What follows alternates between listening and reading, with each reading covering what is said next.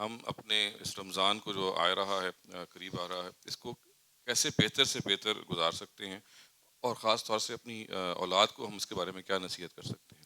سب سے پہلی چیز تو یہ ہے، وہ یہ ہے کہ آپ یہ ہر عبادات در حقیقت ہیں کیا؟ یہ اللہ تعالیٰ کے ساتھ ہمارے تعلق کا سمبولک ایکسپریشن ہے، علامتی اظہار ہے۔ تو ہر عبادت کی حقیقت سمجھنی چاہیے۔ روزے کی حقیقت کیا ہے، اس کو بہت اچھی طرح سمجھنا چاہیے۔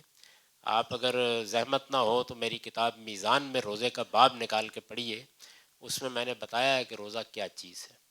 تو اپنے آپ کو بھی ایجوکیٹ کیجئے، اپنے بچوں کو بھی ایجوکیٹ کیجئے، کیونکہ ہمارے ہاں عام طور پر عبادات کی حقیقت نہیں بتائی جاتی۔ مجھے خود یہ تجربہ ہوا، میں دوسرے حج پر تھا اور میں ذرا حرم سے دور ایک جگہ پر مقیم تھا، اور وہاں میں بیمار ہو گیا بہت زیادہ۔ تو اتفاق سے میں ایک دن حرم میں نماز پڑھنے کے لیے نہیں جا سکا۔ وہاں کچھ اور لوگ بھی، کچھ وبا سی پھیل گئی تھی، وہ بھی بیمار تھے، اور ان میں بعض بہت اچھے دانشور اہل علم بیوروکریٹس بھی تھے۔ تو انہوں نے مجھ سے جب سب لوگ چلے گئے تو یہ پوچھا کہ یہ کیا ہم پتھر پتھر مارتے رہتے ہیں، چیز کیا ہے؟ تو میں نے ان کو بتایا کہ حج کیا ہے، یہ اصل میں اس کی حقیقت کیا ہے، یہ کتنی بڑی چیز ہے اور کس طرح کی تمثیل ہے اس کے اندر، اور آپ جب نکلتے ہیں تو کس مقصد کے لیے نکلتے ہیں اور یہ سب کرتے کیوں ہیں۔ وہ ان کے لیے ایک بالکل انکشاف تھا۔ تو اس لیے میری گزارش یہ ہے کہ آپ پہلے تو عبادات کی حقیقت لوگوں کو بتائیے، روزے کی بتائیے، حج کی بتائیے، عمرے کی بتائیے، یعنی ان کو بطور ایک ریچول کے پیش کرنے کے بجائے جس حقیقت کو یہ سمبولیکلی بیان کرتے ہیں، علامتی طور پر بیان کرتے ہیں، اس کو پہلے واضح کیجیے، پھر وہ شعوری چیز بنے گی۔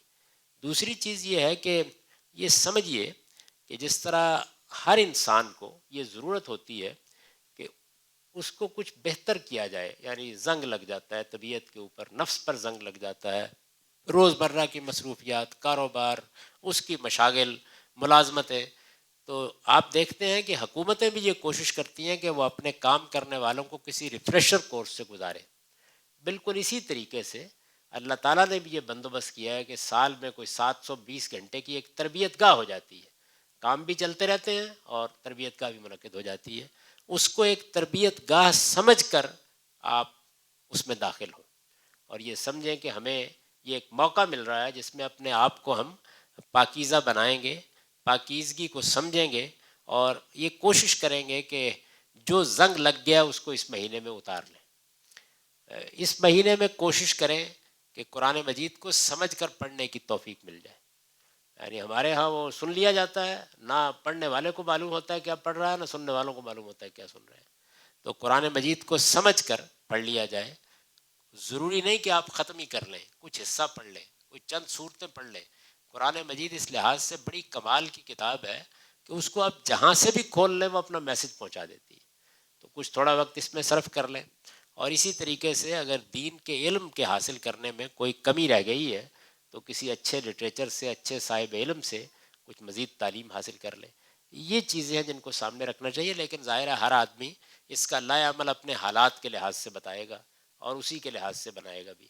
بچوں پر بیجا پابندیاں نہ لگائیے، ان کو مثبت طور پر بتائیے کہ رمضان کیا ہے، عبادت کیا ہے، روزہ کیا چیز ہے۔ میں یہاں اکثر مسجدوں میں دیکھتا ہوں کہ ایک طویل تقریر ائمہ حضرات کرتے ہیں، فیس بک بند کر دیجئے، انٹرنیٹ کے اوپر پابندی لگا دیجئے، ٹیلی ویژن کو سوئچ آف کر دیجئے۔ نہیں، دین کو بتانے کا یہ طریقہ ٹھیک نہیں ہے۔ آپ بتائیے روزہ کیا چیز ہے، آپ بتائیے اس کے اندر کیا حاصل ہوتا ہے، آپ بتائیے وہ کیسی تربیت گاہ ہے۔ مثبت طور پر اس کا اتنا شعور پیدا کیجئے کہ یہ چیزیں خود بخود کم ہوں۔ یعنی اس کا یہ طریقہ صحیح نہیں ہوتا، منفی نہیں، مثبت طریقہ اختیار کیجئے۔